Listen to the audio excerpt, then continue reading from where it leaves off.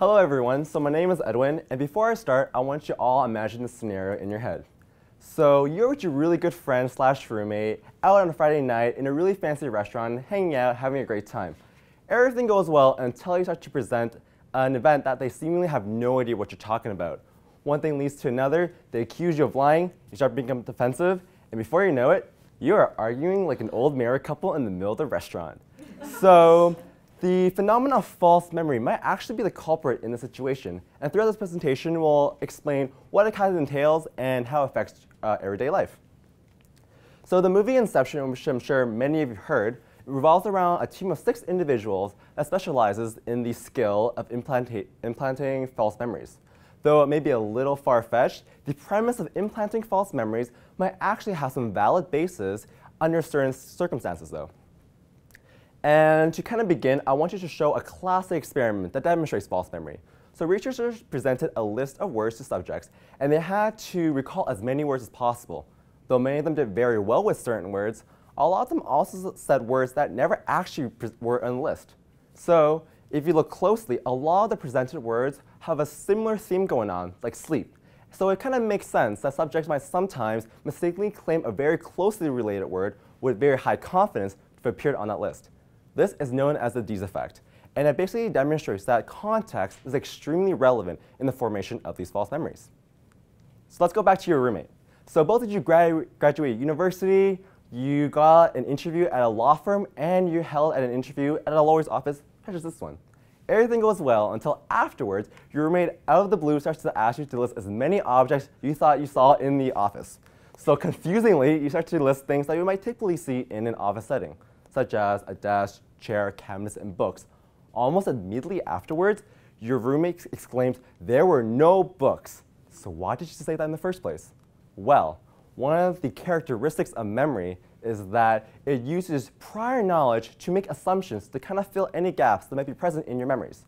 So any general knowledge or preconceptions you may have about an event might actually cause your memory to be a little distorted.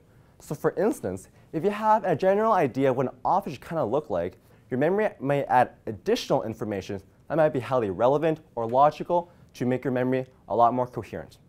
So let's take a twist with that example.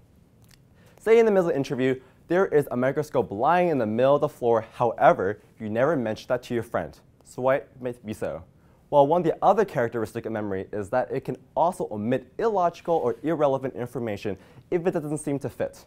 So again, you have a general idea of an office, however, it will remove any information that doesn't really make sense there, such as the microscope in the middle of the office, to make a more coherent memory. So in the beginning of the presentation, I showed you this poster of Inception and described there were 6 characters involved. This is the actual poster of the movie, and the difference between those two is that in the original poster, there are 7 characters in the movie. So many of you may actually catch that, and the reason why is because although similarly to general knowledge, if you have specific information or specific knowledge about the event, it can also cause a distortion in your memory. So if you see 7 characters in the movie poster, although you know there are 6 main characters involved, your memory will act accordingly. So is implantation of false memories possible in real life? Studies show that it is. So for example, if you have not washed dishes for a very, very long time and your roommate has been nagging you for weeks and you kind of have to lie to get out of it, study shows that if you convince yourself over and over and over again and try to tell other people that you have washed the dishes, chances are you'll start to believe your own false memories. However, there are limitations though. So things that might be a little unrealistic, such as spontaneously painting the living room bright pink, might be a little unfeasible. So on a more serious note, false memories can also bring a lot of negative implication, especially in the justice system. So police interrogation have been known to induce false memories in the form of leading questions, which are basically questions that the investigator wants to aim a certain answer to. So a combination of authoritative figure and these leading questions have been known to result in a lot of false accusations and false confessions because the person may believe they have done something where they actually have not.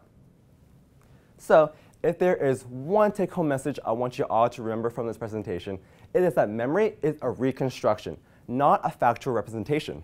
Your memory is built on these segmented puzzle pieces that try to fit together all the time to make the best picture possible. However, the next time you try to recall a specific memory, take a moment and think for a second. Although the puzzle piece may initially fit, it may not necessarily belong there. Thank you.